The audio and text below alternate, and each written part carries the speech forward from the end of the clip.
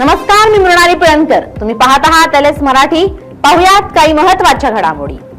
सुनेत्रा पवारांविरोधात शरद पवारांनी उमेदवार दिल्यास काँग्रेसचा पाठिंबा. प्रदेशाध्यक्ष सपकाळ यांचा नवा प्रस्ताव. अन्यथा काँग्रेस उमेदवार देणार हे स्पष्टच. राष्ट्रीय पक्ष माझ्या संपर्कात. लक्ष्मण हाके बारामतीची पोटनिवडणूक लढणार. सोमवारी उमेदवारी अर्ज भरणार. कोल्हापुरात शरद पवार गटाला धक्का बसणार. समरजित सिंह घाटगे पुन्हा घरवापसी करणार.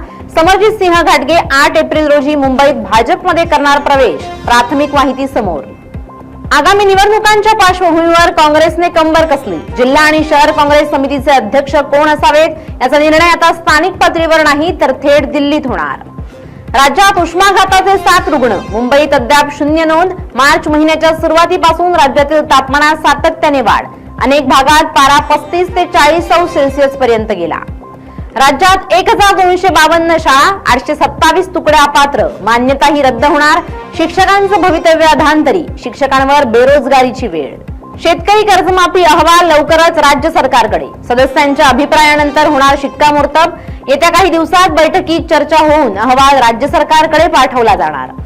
JNPAच्या 4थ्या बंदराशी जोडणारा उड्डाण पूल अवघ्या 8 महिन्यात खचला. अवजड वाहतूक बंद. कामाच्या गुणवत्तेबाबत प्रश्नचिन्ह उपस्थित. मोबाईल बंदी असतानाही वाघाच्या दारात रीलचा स्वॅग. आमदाराला भरावा लागला 5,000चा दंड. होर्मुझची सामुद्रधुनी सुरू करण्यास 48 तासांचा अल्टिमेटम. डोनाल्ड ट्रम्प यांची इराणला नवी धमकी.